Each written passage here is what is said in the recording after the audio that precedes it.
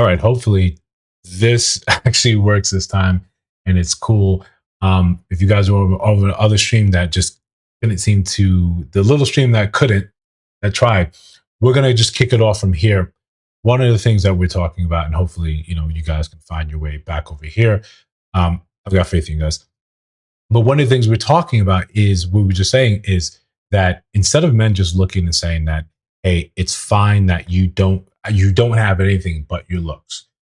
One of the things that we hear a lot about that talking point is that it doesn't matter if you work at McDonald's versus the CEO. If an attractive woman that works at McDonald's versus an aggressive woman that works, that's the CEO, which one men rather pick? And we understand it's it's a simple sort of like response, but it matters in the sense that we're saying that the more important thing is the femininity. The more important thing is how you make us feel, rather than simply saying, hey, you've accomplished these things. So when we're sitting there and trying to select for someone, for a partner, one of the things we might want to start looking at is saying, yeah, how much do you make? Especially if you're a higher earner as a man. Now, the thing is, I naturally think this happens. I naturally think that most people are getting with people in their group, right? They're getting with people in their socioeconomic group. This is people they grew up with. This is people they've been around. It's not an unnatural thing. It's a very normal thing for people to see. It's not like we would pretend that it is, that all of a sudden here you are, and you're just walking down the street, ready to clock in, flip some burgers, and here comes the billionaire CEO, commander in chief of the Northern Armies, that he's suddenly going to see you and decide, hey, this is who I want to be with. This is who I want. This is what I'm looking for. No, that's really not the case. We don't see that happening in the wild. People don't end up just being with whomever is there, whomever's available. They decide, okay, these are the people I grew up with. These are the people that get the references. They've been to the same schools, the same prestigious schools. They've been to Harvard. They've been to Columbia. They've been to Yale. They get the references. Their families and our families know each other. It's not the Disney movie. It's not the, hey, you just show up, boom, there it is. It's realistically. So I think men would do themselves a favor if they simply stopped and sometimes said, hey, you know what? You need to have something too. You need to come with something. So I think that's it. That's a bit enough of the setup for what we're talking about here. Essentially, just you might want to start looking and saying, I want to avoid broke women. I generally don't encourage guys to marry women when there's a huge economic disparity, financial disparity. If they make more, or if the woman makes more? If the woman makes less, because it reduces what we call economic refugees. For most men, it doesn't bode very well. Because I think these cases are all over social media, where you get married, then you bill for our parents, and you're paying school fees for our siblings. It's like you're on a rescue mission for this whole family. And then once you've done all these obligations, they're all in the university and so on, then she tells you that she's no longer interested in the marriage. For many men, it doesn't. We encourage guys to be equally yoked in a way. Don't marry a woman who has a very huge income disparity. What if it changes in the marriage and eventually she catches up, or eventually she even surpasses you? So pay attention right here. Right? The idea of what we're saying here, when we talk about all the time, when women are saying, don't date for potential. What she's saying is, it's fine if you would date her for potential, that eventually you see something in her worthy investing in. But notice how quick the conversation becomes on the other side. Don't date for potential. Make sure he has all the things there already. You're looking, tying into the theme of this, you're looking for that put together husband, that he has all the things ready and able. Therefore, it's worthy of me saying, I'm going to sign on to this package. I'm going to sign on and say, hey, I'm willing to work with you. We often give women so much more grace in this sense than we ever really afford to men. So that's why men have to understand intersexual dynamics, because if she's going to make more money than you, be ready for her hypergamy when it's going to kick in. Because what normally happens when a woman becomes the higher earner in the relationship, she starts feeling like she settled for the wrong guy. Yeah. This happens a lot. If you look at several even celebrity marriages, when the woman starts making more, then the marriage gets into a rocky phase. So that's why we tell guys to take the burden of performance, and you have to take it into perpetuity. What's the burden of performance? The burden of performance basically is the idea that men are expected to ensure that they are the best version of themselves and they become the main provider of their marriages. So let's flesh that out a bit. The idea that burden of performance and in perpetuity, that you constantly have to be this. Think about you having your best day or a series of your best days for the rest of your life. We all know, especially those that have played any sports, that have had that's worked out. You've had your PRs in the gym. You've had some phenomenal days, but that's usually followed by, a recovery where you need time to kind of just be human, to relax, to let a lot of that steam out. Instead, think about what we're saying here, that in order for you to protect yourself from hypergamy, from someone just saying, hey, I got a better option somewhere else. I'm going to take that better option the minute I see it, the minute I get it, I'm going to run with it. Instead, you have to constantly be on guard, this constant state of hypervigilance, which eventually will kill you. Hypervigilance will kill you. You can't be on all the time. You can't sit there and think, I got it, I'm moving and grooving. No, eventually you're going to have to relax. You're going to have to let some of that air out. You're going to have to let some of that guard down. That's just a natural occurrence of how things go when you're human. So if you expect it to be Superman all the time and Clark Kent gets the buy, well, the truth is you're both of these people.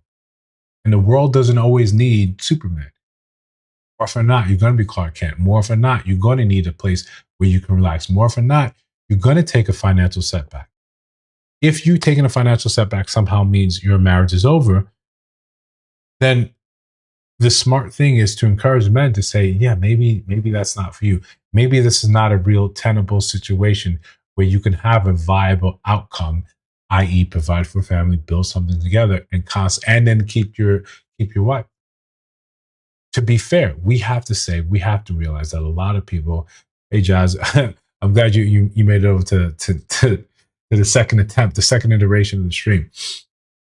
So when we look at guys and we tell them now, like, yeah, maybe this thing isn't it. In the way it's looked at today, in the way you're not valued for what you can bring, maybe this is not the best thing for you, i.e. marriage. Maybe this is not where you should be, where you should spend a lot of your time.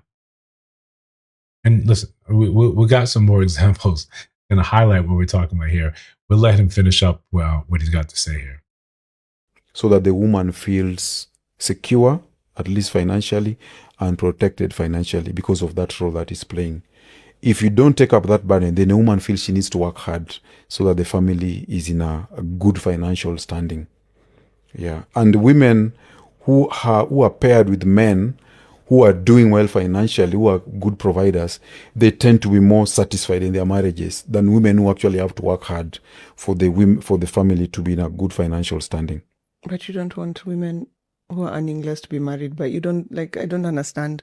So if I'm making less, you're telling men, don't marry that woman who's making less. Marry a woman who's making the same as you. Significant financial disparity. Significant. Yeah, if it's significant. Is that 20%, 40%? What's significant? Significant. I think it's not that difficult to tell. Yeah, I don't think it's that difficult to tell either. We get what you mean by significant. We get when most of the expenses, the daily expenses, are falling upon one partner. When the ideas for vacations are also falling on one partner. That's when you can understand that someone is paying a significant toll in this relationship. And I think by just that very pushback, you can see why a lot of men have to look and say, yeah, what am I getting for this? Hey, if I'm making the most money and then I'm also investing in you so you get a chance to actually catch up and surpass me, I've basically put a timer on our relationship. I'd rather we come into this thing and say, hey, we both kind of make around the same thing. Why don't we kind of do this thing together? And the truth is, this is exactly what's happening with actual like the well-to-do. It's not something where there's this big income disparity. No, or they have the potential to do that. He's the doctor, she's the attorney, but she's set that aside. She's left the practice so she can have the kids. This is not new for those people in those scenarios. It's only us down here in the trenches fighting for our life, where we're thinking that somehow we have to find a way to marry up. Got to get that person that is doing so much better than us, and then somehow entice them. Somehow entice them to say, "You should be with me for whatever stretch of the imagination." Part of what we also fail to do here, right? The Cosby's is exactly for that. We looked and we said, we accepted it immediately. She's a turned as a doctor. Wow, cool. We never got to see them bring any of that work home. We loved them for it, right? But what we see in our neck of the woods is conversations like this about how you shouldn't do anything for a man, how you should leave him alone and don't hold him down. And baby, you bitches that stick by a nigga when he ain't got shit gonna be the same bitches to get left when that nigga got everything. We all heard a variation of this, right? In we've heard this from Big Mama, from your mother. We've heard this put down in music. We heard this put down. Tyler Perry, famous for this. Just don't hold that dude down, because the minute he gets up, he's out of there. And if any of you actually watched tonight's conversation, this is a great talking point that Ace Metaphor likes to throw out there again and again and again. But let's take that step back. Right? Take the step back with me. Not cha-cha slide left or right, but take the step back with me. And let's imagine realistically what this actually looks like. How do we actually play something like this out? If you don't want to hold me down while the things are bad, oh, I get that. But that's your trauma speaking, because that happened to you or that happened to someone you know. It's not a thing that it's actually means anything for me, for you. This happened to someone else that you know, so you take it out on me. You look at me and you say, this is your fault. This is what I can't do. And what in times you quote Kanye like the rest of us do. You're going to leave for a white girl, right? This is our fear talking. We never look and say, realistically, let's look at the people that are doing it well. Let's look at the people with successful marriages. And they'll tell you stories just like that. They'll tell you, yeah, there was a time I paid for X, Y, and Z so he could study. And then he got the big bad job. And then what? They flipped it, reversed it. Or she realized, okay, I'm good. I've done my part and I'm chilling here. He didn't get on and leave. This is a function of us, what we're doing down here in the drugs of society. Where, and I get the argument. I'm not trying to dismiss that. I'm trying to say, when this is a thing of fear on both sides, you think that somehow you're not worthy of it, so he's just simply going to leave. Hey, I can't get this thing. I can't get this thing to work. Blah, blah, blah. He's going to leave. You saw me when I was at my worst, when I was at my lowest. So why would you stick around? But reality is, if you don't build that thing with me at the time that I'm sitting there struggling, there's no reason why I would stay with you. If you wait at the finish line, which, plenty of people want to say today that that's the name of the game. I'm going to wait the finish line and then I'm going to find my person and he's going to pick me.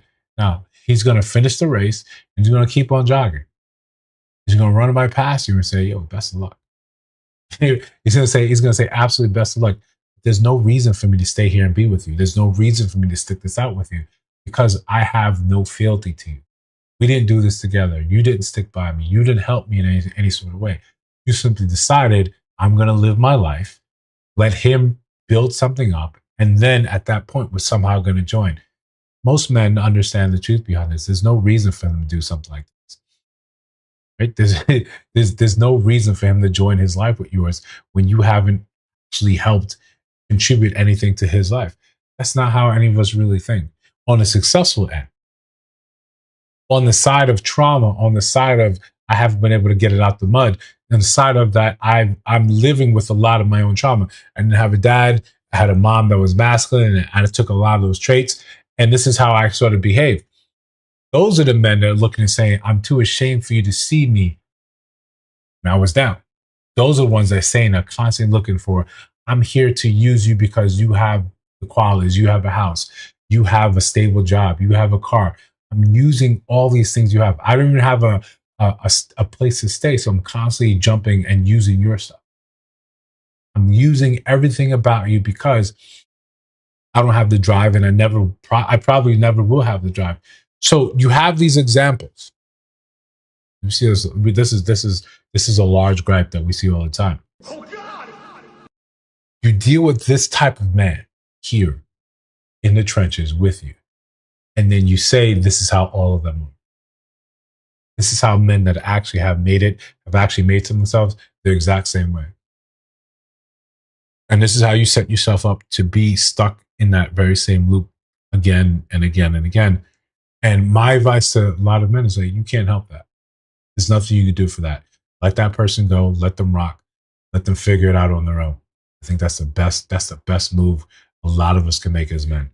Let someone figure out that you don't have to sit in their trauma with them, in their dysfunction with them.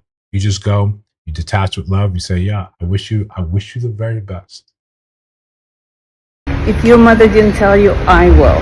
Stay away from cheap men. Cheap men are not only cheap with their money, they're cheap with their feelings, they're cheap with their time, they're cheap with everything. Remember that. So one of the things we see a lot of times is older women parroting back the same things that younger women are telling each other.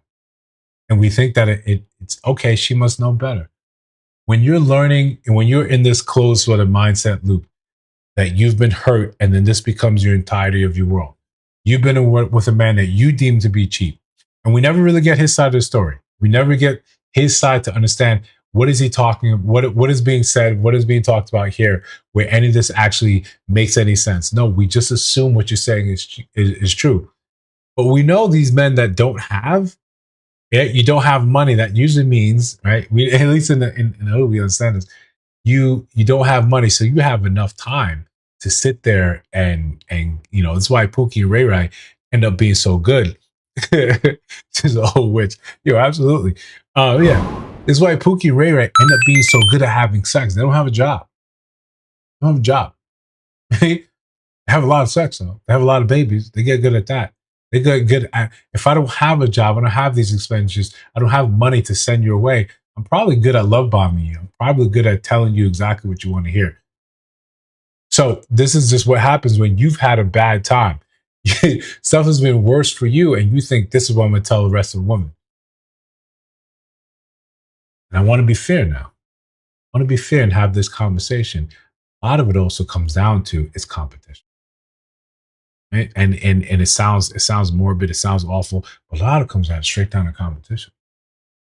You know that at your advanced age, you can't compete with some of these young women. This is what it is. So you see a lot of women start warning other women off, younger women off, like, no, you can't leave him alone. This is no good, blah, blah, blah. You see a lot of that. We got a story in Crashing Out just about that. Take a look. I got road rage, been burning rubber so reckless. I'm a crash out. I got road rage, been burning rubber so reckless. I'm a crash out. I got road rage, been burning rubber so reckless. I'm a crash out. I got road rage, been burning rubber so reckless. I'm a crash out. Got 100K on my wrist and my. All right, we had a rocky start, but looks like we're going. If you're new here, new to the channel, hit that subscribe, hit the like button. Also, consider donating to the channel if you feel so moved. But like I was saying, we don't talk enough about female competition, especially on the channel. We don't talk enough about that, but it's very real, and it can get very, very, very, very grimy. Of course. Give me 1 sec. I'm gonna put this together real quick for you. So yeah, we see a lot of this just in the way we sort of discuss that, the way women talk with each other, the way they compete with each other. It's not something we put to the forefront because it looks different from the way men do these things. It's not to say it doesn't exist. It's not to say that it's not powerful. It's to say that we probably need to talk about it a lot more. I have been dating my friend's boyfriend for almost 2 years. We spent Valentine's together. I told him how my friend cheats on him and had an abortion. I will marry him. Good morning. I have been dating my friend's boyfriend for about a year and a half. She doesn't know. My story has so many layers to it and parts. I will have them in parts so you guys are not confused. Such a good person. The reason I'm dating her boyfriend. That's the first scenario. My friend and I had an argument one day and she started calling me names, saying I can't keep a boyfriend. I will die single. No guys checking for me, only broke guys comment on my page. She even said I got to America by luck and I don't deserve to be here. I don't have a human hair. I can't afford skincare. She said all these things and some days later she apologized. We hugged and made up. She thought I forgot, but I never forget things. That's the day I started my plan. Now, next scenario, the first plan, take her boyfriend from her. I told her boyfriend she is cheating on him and she did not go to any particular state in December. She did abortion. She was in a hotel healing and resting. I showed him receipts. Even though she's dating him, she secretly sleeps with two other guys. One works in a tech here and the other is a realtor. You know it's real when women come with receipts, right? On other women. Hey, listen, I know you don't want to believe this, but I got everything you need. I got everything you need. I told him everything she does to him, like every single thing. He is so kind to her. He's a kind person. He was angry and wanted to confront her about the whole ish. I told him, no, I have a better plan for her. My plan for her, which is the next scenario. My plan for her, she has been dating him for 4 years. I want him to date her for 2 or 4 more years, waste her time, and then me and him will marry. Think about the level, right? Of how deep you have to go when you're saying, I want to hurt her down to this level. Simply because I'm going to look and say the most important thing I can take from her is time, right? Is time. I'm going to rob her of this thing that is precious that she can never get back. It does not matter what happens. I'm going to take this. Again, we tend to think that men are the ones that end up being, they're vicious, they're violent. And that's a violence, is a physical violence that you can see. But that's not to say that women don't engage in their level of violence. It's usually reputation destruction, it's usually name calling and stuff like that. But this, where I'm just saying, okay, I know her, and simply because we had a simple falling out one time, she apologized a couple days later, but now you say, no, I'm going to destroy everything about you. Destroy everything about you. It wasn't that you were good enough of a friend to tell him, yo, she's been cheating on you. She had the abortion. She got 2 other dudes here. No, it's only when you were offended that you said, here's the plan. Now, we all know the secret sauce of this, right? We all know the secret strat that even after this is all over, he's not going to be with her, right? He's not going to be with her. But I tell you, it's a vicious game. It's a vicious game. But we should do a whole little segment just about, how women can be just, as diabolical as men, sometimes more, because you understand some of the weak points or some of the soft points for men. What's your case? I've been in a relationship for about 5 years, and my husband found out that I have like over 9,000 pictures of his meat soft. Like from whenever we became seriously exclusive to like a couple days before he found out. And I just added some more pictures to that collection the other night. In what situations are you grabbing these pictures? Oh, when he's soft as shit. I'm talking like bad day, flat tire, coworkers pissing him off, got the flu. Like, does this turn you on? Yeah, it does. Because I know he really, really enjoys me and he loves me. But why are you taking those pictures though? It feels like you're holding on to it for blackmail. I would never blackmail him. Not like that. Not Do you go back and look at these pictures? Is it something you enjoy to go back and look at? like when he's pissing me off, I look at those pictures. Oh, that's different. So it's out of spite. So you want to see him at his lowest or his smallest. Yeah. Hopefully it never ends up being blackmail. But God forbid something happen in your relationship where y'all get separated. Those pictures. Oh my gosh, I hope he never puts me in that position. That's crazy. That's so crazy. Nah, guilty. When I say, listen, women are, we need to take more game from women. They know exactly where to hit you. She got 9,000 pictures you on soft. On soft. What are you supposed to do with that? Right? There's no comeback that you have for that. There's none. Right? This is the high joker in any spades tournament. This is the highest of the highs. Just, call it quits right there. Whenever you get mouthy, you get out of line, she's going back and she's looking and saying, no, I got this man's soul. Right? I got this man's soul right here. And all I got to do is show him one picture. Then I've got 8,999 more of them. Better question. How is she getting these pictures from you? Like at all times? Are you walking around, robe open, just soft, just, the little giblets hanging and danging? Like what is happening here? What is happening here? But we all know we've got such an obsession with people's privates, and it's not just men, it's also women. And people make a killing with this all the time. And sometimes you can get kind of caught up in this nonsense. But sometimes, are you a willing participant or are you kind of a victim? We can decide later. My waxologist wears a tiny camera as a necklace and live streams videos of her waxing my kitty for her OnlyFans. My face is hidden. I get a free wax. She gets paid on OnlyFans. All is well. Fast forward 3 months. I meet a nice man in Whole Foods and we go out several times. He's husband material and we vibed. I just loaned him $5,000 to start his film company. What? Hey, I need that 5K. Come on, man.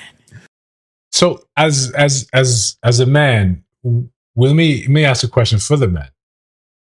Is a free wax? I don't know the cost of a free wax. Is that worth having your kitty cat, your cooter on OnlyFans? I mean, I don't know if it's a high ticket sale. Like people are like, oh, I'm really waiting for her to come so I can. I'm not sure if you're getting the best in this deal, but right, it's just math. It's just math. We're always fans of math here. We were about to have sex when he mentioned, I couldn't wait to see your kitty in person. I asked what he meant by that. I subscribed to my wife's OnlyFans. I couldn't wait to see it in person. That's how I realized he was married to my waxologist. Oh. He says he sleeps with several of her clients. I gave him money because I thought we were exclusive. I was pissed, so I told my waxologist that her OnlyFans encourages her husband to cheat. We have an open relationship, and y'all pay our bills. I kind of feel like I'm being pimped by both of them. Am I? How to get my money back? I'm in a bind myself. Oh, look at that. They tag team. Tag team back again. That's what I say. It works for them. They have an understanding. Listen, they got to understand it. And the rest of us need to understand that. I don't know if I could ever participate in something like this, but to each their own. This is still America. Last I checked, you can get away with any of that nonsense. But it sounds like you were headhunted and he said, oh, I got to see this. I got to see this. And what an entrepreneurial duo, right? What an entrepreneurial duo. But listen, the question still stands. Is this arrangement worth it? I don't know the price of a wax. Could you see him like, okay, yeah, put it out there? And if so, would you engage in this and say, no, it's fine? But remember, in the beginning, she said, yo, my face is not shown, but he knows exactly who you are. Again, he's got the inside track. He may be doing some of the editing. Buy him a 5K way, yeah, you're right. But what, it's for love. Right? She thought, I'm gonna marry this dude. This is husband material. I'm gonna get that. He's $5K. You know that probably went right to a film studio. He probably sunk that right to his wife's business because he sounds like an excellent husband. Sounds like a very good husband. But we put that aside and we're getting, it's still crashing out, right? We understand when men talk a lot about what they don't want in terms of masculinity. I think that women don't have an understanding what we mean by that, what it looks like. So we sometimes we like to use things in a hyperbole to make that example. We give you examples. We flip it like Missy Elliott. Missy Elliott says, put that thing, flip it down, reverse it, all that. Right? We say all that, but sometimes you don't get it. But sometimes that's why we pick some of these clips to highlight so you can see what I'm talking about. So you can see what men have been talking about, what they're not going for.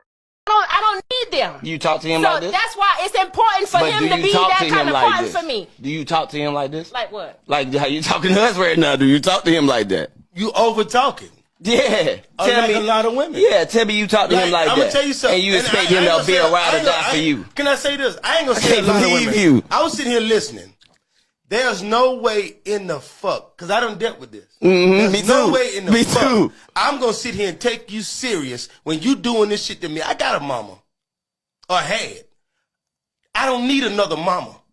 I need a partner. Yeah. My partner in business or anything ain't going to talk to me fucked up and make me feel this big. Yeah. First of all, I want to touch on something you said earlier. I'm glad you went in like that. I want to touch on something you just said a few minutes ago. We're getting here. Yeah. We're getting here. First of all, I don't want y'all to think that by me bringing that up, I'm talking down on my man. I'm using it as an example because I know that's how a nigga would do. A nigga would take the slightest little thing you say and try to make like I'm trying to belittle my man in front of here. No, that's not what I'm doing. What I am doing though is making sure you understand that when a woman has a vision and a plan for where she want to go in her life, she don't need a man telling her, oh no, you don't need to go on stage. She can do it in the inside voice. She don't need to go on stage. She can talk in the inside voice. Yeah, what's wrong with the regular voice? She can talk in the regular voice. When a man talk loud, he's confident. No. When a woman talk loud, no. She's when a woman talk loud, she's just loud. Yeah, because first of all, two things can always be true. Two things can also be wrong. There's a difference between you talking your normal register and you absolutely shouting into a mic. Into a microphone, thing that already amplifies your voice. You're shouting into that thing.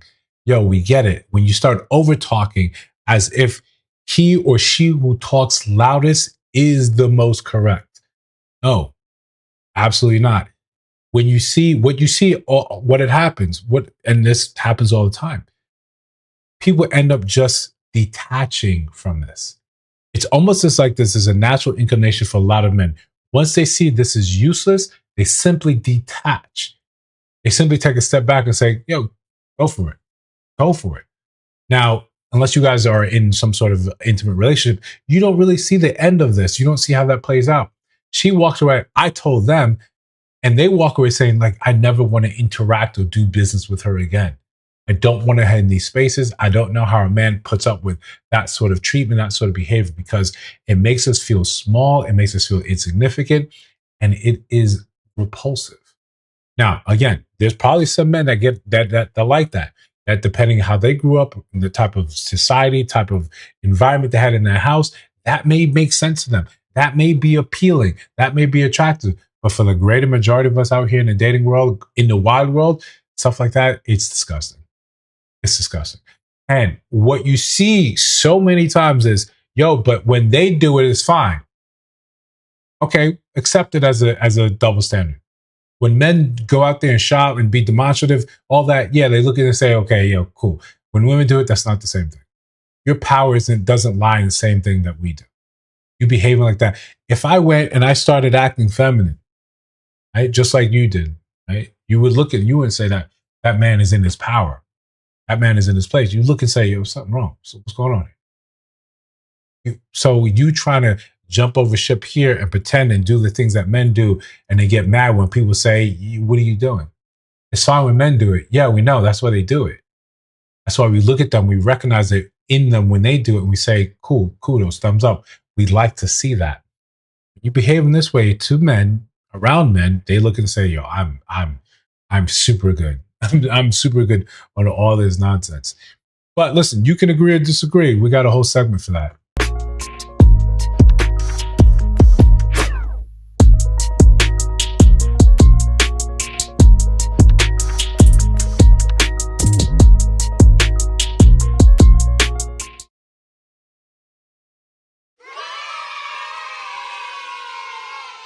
All right, this is just me trying to get ahead of the little issues we got going on, but we got it moving. So we know, listen, Leslie Jones, comedian.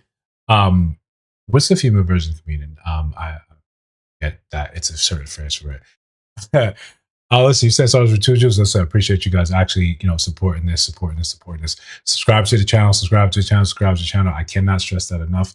That is the big metric that we're using. Of course, views and stuff like that. We thank you. Hey, Muhammad, you're my man for that. I appreciate you. So you saw her on SNL. You see some of the stand-ups. I have not seen her on her stand-ups. I don't really find her typically funny. I find her kind of aggressive. And then especially when she starts some of the takes that she has on men. Here's the thing. We're gonna have this conversation and just join me for a little bit. Right? When you say about how much you don't need a man, how much you don't like men, right? How they're discouraged, for those of you that are watching Invincible, that have followed the comic, when these people are the scourge virus, right? When they're the worst of the worst, when they're the thing that wipes out an entire population. That's what men. That's how you look at men. Okay. You don't try to tell women you can't have this. You can't. This is not what you're allowed to feel. This. We look at your personal lives and your experience. We say, "Cool, we get it. These men have sucked." Cool. We try to draw the line and say, when you try to draw that out to the rest of us, it doesn't really seem like it's listening. It doesn't seem like everyone's paying attention. But what we see a lot of is you capping, you coping, you telling us, I don't want a man. I don't need a man. Yet you're still dating. Yet you're still complaining about men. When you are done, when you're indifferent, when you finish a meal, there's not but bones in there, right? You've chewed the marrow. You've got everything you can get out of this thing. When the waiter comes and takes it, you don't pine, you don't long for it. You don't tell him, hey, bring that thing back. I'm not done. You let it go. Fine. You are indifferent to the fate of that plate. Whatever happens from now on, you do not concern yourself. When you come out here, you decry, you say, you got to decenter men, you got to do this, you got to do this. Right. We get it. Cool. But at some point, this content should stop because men are not at your center. The act of decentering the men shows you're still concerned with the men. At some point in time, and this is me reviewing the stuff, right? This is me reviewing the stuff. I end up saying like, yo, leave us alone. At some point in time, I feel like you're bullying us. You're trying to beat up on us. And we're looking and saying like a kid at that doesn't come up, past the knee, trying to swing and do all this. Like, yo, stop. Leave us alone. Right? I don't want to basically become one of these other people that's sitting there yelling and screaming at you and we have this yelling and screaming match. No, but at some point, stop. If you don't want to be with men, that's cool. We understand it. It's fine. Or men are evil. Men are cool. Fine. Stop. Right? You're done. Cool. You stop. Right? You're I don't know how old she is. 50, 60? Stop. And if we can have, if we can have the real conversation as to what's going on, glad you made it. If we can have the real conversation, you want to call it shallow. Right? You want to call it shallow. And I'll give you that. Right? I'll give you that. You call it shallow. She's not an attractive woman. So coupled with a very aggressive scope and mentality and personality, it repulses a lot of men, even men that may have said, hey, I can see past some of these things. Looks aren't the most important thing. But when you couple that with the aggressiveness, When you couple that with saying, hey, you've done these things, you're this, you're that, you're shooting yourself in the foot. And I wish someone would have real conversations and say, this isn't really helpful. This isn't getting you closer to your goal. We need to be more cognizant and start thinking about a lot of this. Is what I'm saying, is what I'm thinking getting me any closer to my goal? If it's not, I gotta switch gears. And the quicker I can do that, the quicker I can flip that switch, the better off I'm gonna be. Rather than constantly pretending like the rest of the world needs to bend its knee to me. When we look at it in the large sense, men are not changing. It's not to say that men are not evolving, like people like to say that word. No, men are looking and saying, I don't see the purpose of changing some of these things. Men have also been like, all right, maybe there's a tweak here, there's a move here, but for the most part, they're sitting in there solely, they're focused on the thing that they're looking for. And if you don't adhere to that, you don't have those things, then they're not saying, okay, it's fine. No, they're just, okay, I'm going to keep looking. We talked about in an earlier video this week in another live, just about the ratio of men to women in metropolitan cities. And yeah, okay. Yeah, when you, right? You're absolutely right about this. When you come on and you start spewing this anti-male stuff because it gets attention, it puts women in seats, puts their eyes on your content, and you view all this and you think this is the way to do these things. You get that attention, but it solidifies you in that. Like MJ Gray did that switch just recently. Yo, men ain't shit. Marriage ain't shit. It ain't for me. Yo, I'm engaged. It's a grift. It's a grift, and it's enough to fool so many women into buying the products and supporting these people, into creating streams of revenue for them, and showing up to their shows, showing up to their comedy shows, showing up to whatever they do on TV and looking and saying, yeah, you're one of us. But in reality, a lot of us understand, if you can get the man that you wanted, if Leslie Jones can get the man that you wanted, all this stuff will go. All this screaming, the hoop and holler in the screen and the cameras, it will go away. But until we can have those real conversations, we're just going to have to sit here and kind of stop. Like Jada Pinkett Smith, yo, stop. Yo, stop. We're not interested. We're collectively over the nonsense. But since we're not there, we're not at that point, we got to see what she's got to say. Would you say you hate men? No, I don't hate men, but I am disappointed in them. Why? Because they're not stepping up to the plate. While we sat and grew and got our shit together, they sat on the couch and played their Sega Genesis. What are you talking about? They didn't try to grow. They didn't try to better themselves. We invented Oprah so we can get better. Got it. I mean, if that was a joke, then, I kind of missed it. But that's, again, I'm not the target market for it. I'm not a target market for a lot of this. So it's fine. But when we hear part of the grift, part of the saying is like men fail to evolve. Here's the problem with that. Here's the genuine problem with that. You know that men are earning more, despite not going to college in the same rates, despite not having the same number of degrees, despite not being the most employed W-2 employee, they're still out earning their female counterparts across the board, across races.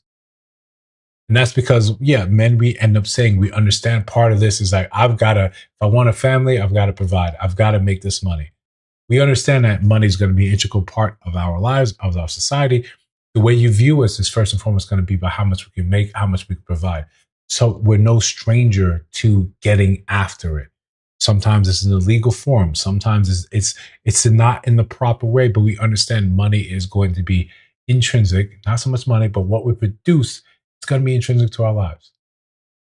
So when you look at some men who are fine not doing anything, the men that are fine playing Sega Genesis, you look at that and you say, these men fail to evolve, and you think it's all of us.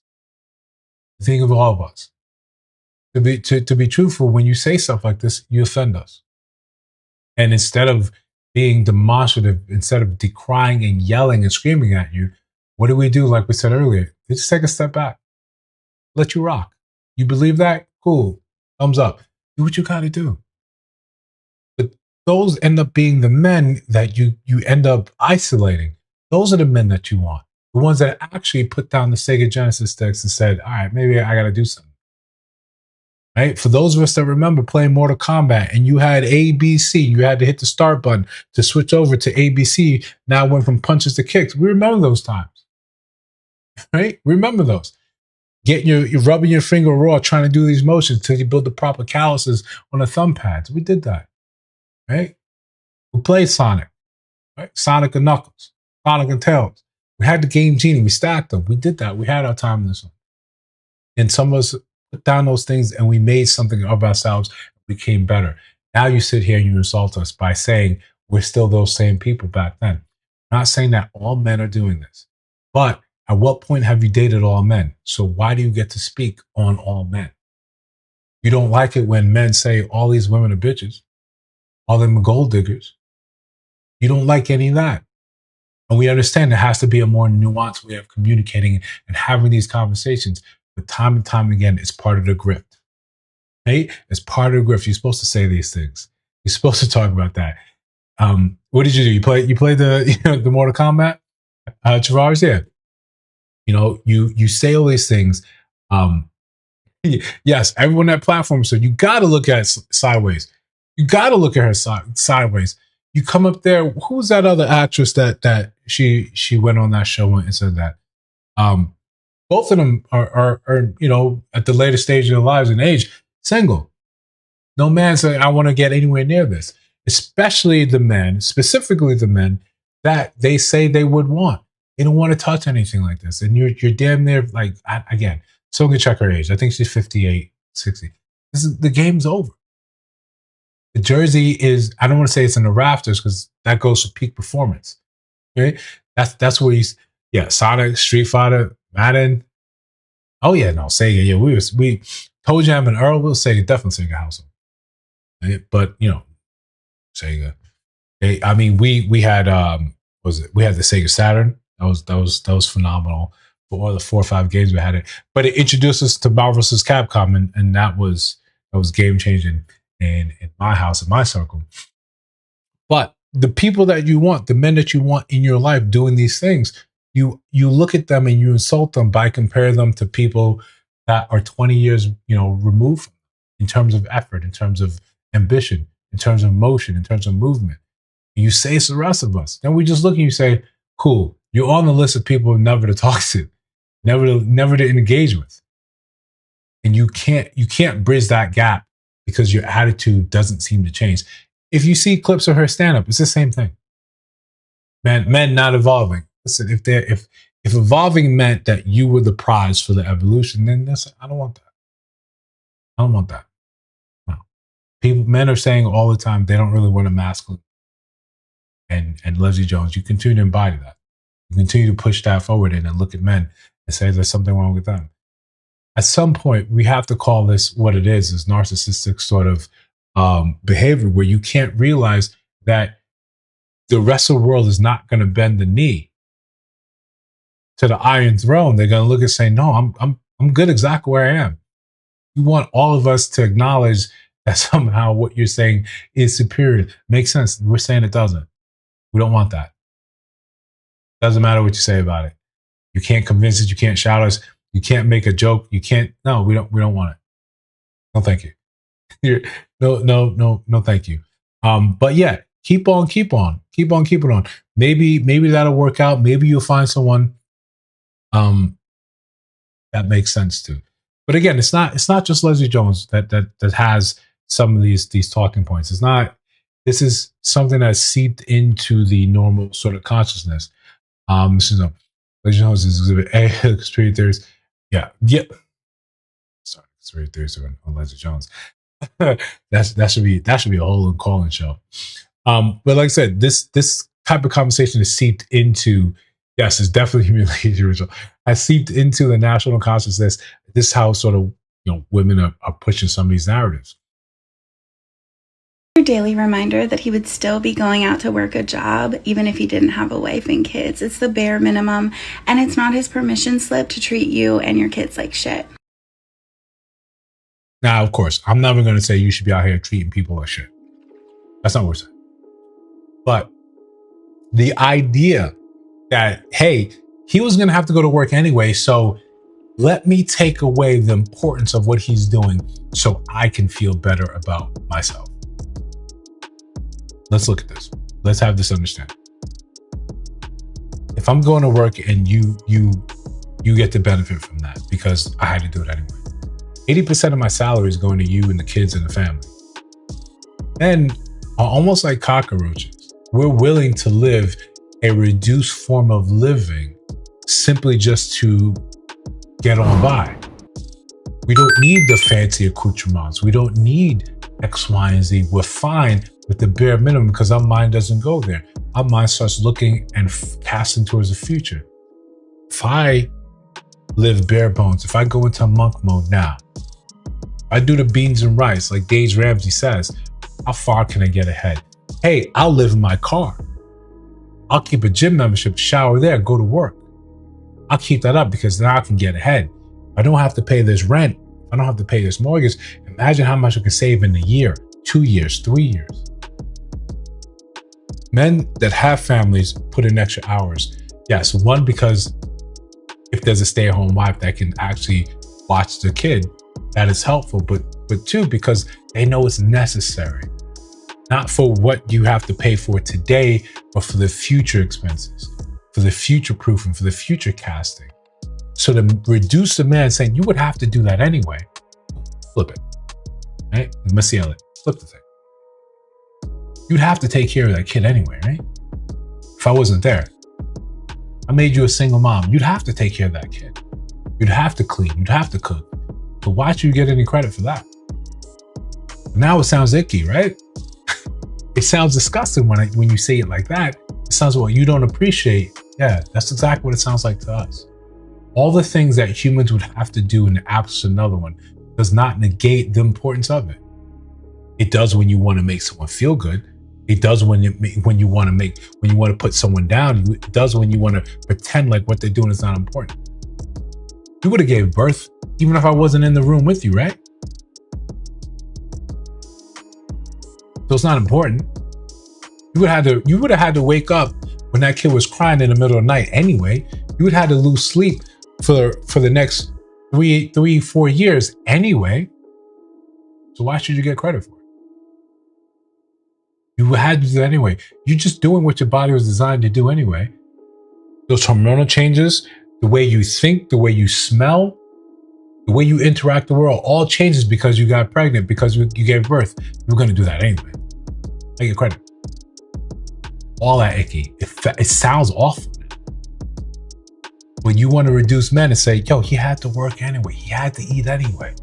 He had to pay for these things anyway. It's not important. It's the bare minimum. Everything you can do can be reduced to the bare minimum because someone else is beside you and benefiting from it.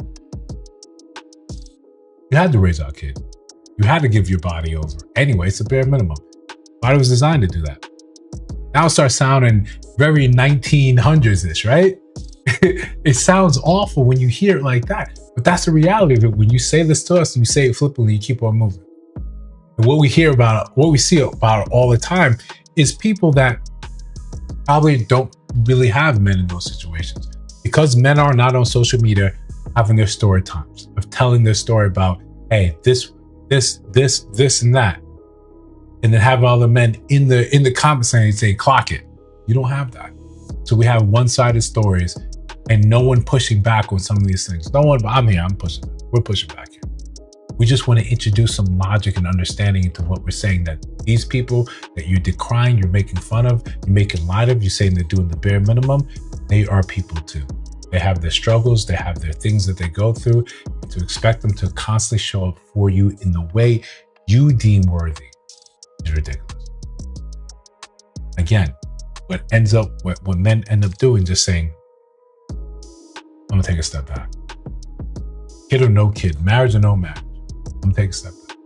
As long as you're talking that way, you're moving like that, I'm gonna take a step back. I'm gonna let you figure it out. I'm gonna let you decide what level of involvement you would have, what level of rationale you want to actually have. If it's not something that makes any sense, hey, cool. Do what you got to do. But I'm not going to make what I've done, especially what I've done to excess. I've made enough systems. I've made enough money where I'm setting myself up for and my family up for, and hopefully children I will never meet, grandchildren I will never meet, great grandchildren I'll never meet. I'm setting up a foundation for them. And you want to say that's a bare minimum? You would have done that anyway. You've got to understand that family, children is an impetus for a lot of men to get their lives together, to push. If you're not there, I don't have to go as hard. Right? Because men are not saying, yo, I'm trying to go skiing in Aspen. Hey, I'm trying to go to Monaco. No, I'm good. I'm good right here. Hey, I don't got to go past New York. New York has everything I need. Jersey, I don't got to go that far. Definitely go to Staten Island. Don't go to the Bronx. I'm good right here. It's when we have women in our lives, we say, I've got to think bigger. I've got to get laser focused. So the stuff I'm doing is certainly for them. But that's more of a fair, more balanced, more nuanced sort of conversation. And the internet is not really a place for that. Listen, we'll keep going. We got the main topic coming up. We've done a lot of this. So listen, again, if you're new here, subscribe to the channel, like the stream. It means all the difference. These things really help. At least let the YouTube know, hey, these guys are here. And in 3, 4, 5 years time, when we have these live streams and it's full of people, we can be able to say, yeah, that was a day one right there. That was the person that was here when it was just, 5 of us in the stream talking. Josh, John, going back and forth. I appreciate you guys for that effort. Makes all of this worth it. But again, we got the main main event coming up. Let's talk about it.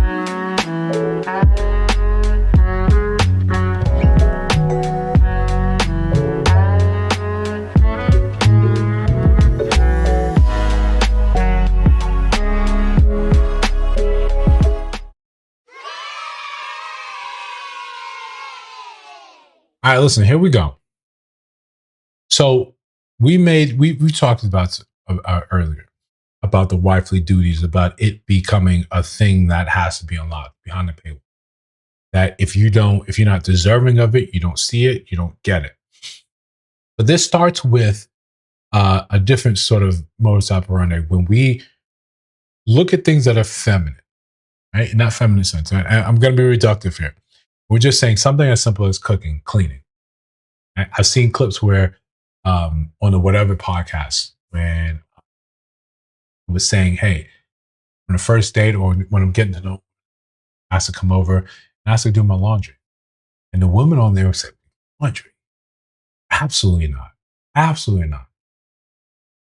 Say, but you'll sleep with him.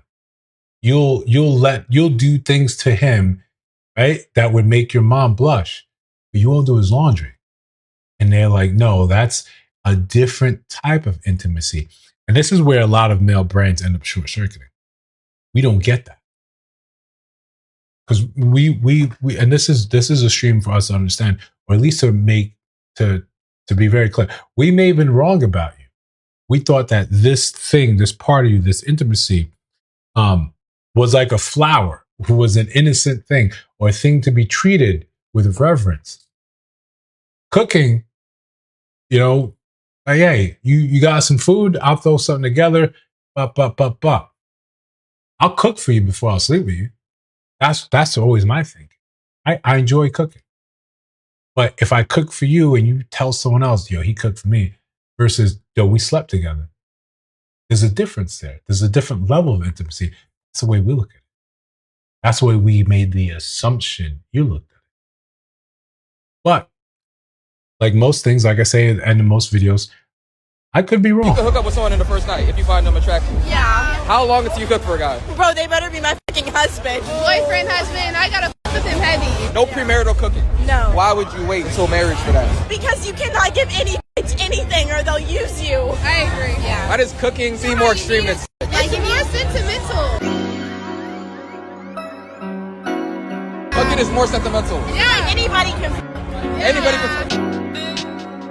Everybody can eat my shrimp Alfredo. Wow. My point. With the way we view intimacy, I think fundamentally is a bit different. I think we made the assumption that it's value for value. The way we see it is the way you see it. But again, we have to make that with understanding that I could be wrong. I could be completely off base in what I'm assuming. I thought your body was of the highest esteem, rather than what you can do with, a cast iron or a stainless steel pan. Right? With a couple spices, you throw over a little olive oil. Cooking is fun. Cooking is challenging, but not challenging in the sense of a woman's body. These are two different levels. This is you playing, right? This is you playing Street Fighter. First time pick up sticks, right? Yeah, those are definitely kids. But this is not something that's just intrinsic to young women. Remember the woman that was saying, she was showing off that she had a ring, right? This was an older one. She had a ring, and all her friends, she was saying, they told me not to cook for him. They told me not to clean for him. She's showing off she got a ring. Remember the amount of videos coming out against that, saying, yo, you signed yourself up for servitude. They were looking and saying that you should only do that for your husband. Yeah, but you've been sleeping with him. This has become a normalized thing in our culture, in our society, that this is what's supposed to be. This is how it's actually supposed to go. So when we have this confusion, this confusement as with men, we're like, yo, I don't get it. Don't get it. But this is not to say that we are right. We're just observers in this space. For us, there's a hierarchy of things. I would expect a meal before I expected, you to be in my bed. But I get that this may be a different level of intimacy. It's a different generation. But again, you see that with older women. So it's not a thing that we can just like we saw the other clip of the older woman saying, if a man is cheap, then he's going to be cheap over X, Y, and Z. We have to make a concerted effort to push back on some things, or at least to seek more information on what we're hearing. If we just say that these are kids, well, this is the next generation. These are how they're being influenced. This is how they're being. This is what they're going to take into the wider world. Cooking becomes such a higher tier level thing, and she's talking shrimp or Alfredo, right? So, proverbially, we may be cooked, right? I apologize for that, right? I apologize for that. But we may be in a spot where it's not really making sense. Cooking is a big deal if you barely cook for yourself. Absolutely. Absolutely. If you could barely put together, if you barely know the difference in the pots and pans, if you burn, water every time you set out to make tea, it may be a big deal. It may be hard for you to understand. It may be hard for you to grasp, especially now it becomes in that vein of saying, this is how we tie it together. This is how we have the conversation. In that vein of saying that, listen, this is what I look and say, this is what I'm doing for a man. This is why I look at it as intimate. When I'm having sex with a man, and again, I'm presupposing, I'm making assumptions here. I'm not a woman. This is from what we're observing. When you have sex with a man, it seems like, well, I'm getting something from this as well. When I cook for him, when I clean for him, this is something he completely wins altogether. This is the level of intimacy. Because when we have this transactional sense of things, he's the only one that benefits from me doing this. I get nothing from it. I get no enjoyment. I get nothing that makes me feel as if I'm closer to him. He's 100% beneficiary of this. Therefore, I'm not so keen. I'm not so excited to do it. It's easy for me to step back and say, maybe not. Maybe not. Maybe this isn't the thing. If I can't benefit simultaneously, then it's a bare minimum, like we learned earlier. This is why I think we have this conversation. This is why I think we have this disconnect.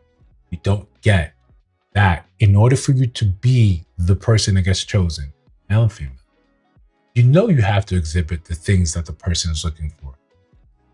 The longer we delay, the longer we understand this, the longer we're just going to continue to be confused and single, looking at each other like the Spider-Man meme. Why isn't this working? Why does it? No. Because you're not showing that person what it is they're looking for, especially if for a man who's going to settle into an over-leveraged position in the marriage. If this thing doesn't work for whatever reason, you can call it quits, I can call it quits. We don't need a genuine reason for it. We can just say, hey, I'm good. You live off McNuggets. Yeah. As someone that used to work at McDonald's, it's a terrible way to go. Yeah, it's a terrible way to go. You have to understand when you don't see the value in someone else, when you don't see the value in yourself, you can't give that person what they're looking for. You can only continue to make demands. You can only continue to say, you should value the thing that I value. But when does that really work? That really just ends up with us in the same sort of position, spinning our wheels again and again with the hope and understanding that somehow this is supposed to work. I don't think it does. Right? So we can make a decision. We can either be one of these people on here like Leslie Jones, completely crying and yelling and saying that somehow these men are not evolving. Or we can start having real conversations where we listen to each other and say, I hear you, I see what you're looking for, and either that's not me or it can be. That's it. I think that's the simplest way. Again, for you guys that are here, for you guys that captured the replay, I appreciate you guys. Subscribe to the channel. It means the world. This is how we grow. This is how we show the algorithm we're actually here doing our damn thing. For those that show up and support again and again and again, I appreciate you guys. I appreciate you guys. I can't say that enough. Let's forward think for in the next 3 years when we can go back and say, look at this thing that we created. It's super duper awesome. I'm making an assumption we're all gonna be here in 3 years, like the United States, YouTube and such. And we're not all just gonna be replaced by AI. But again, that's a whole different type of stream. I'll see you guys in the next one.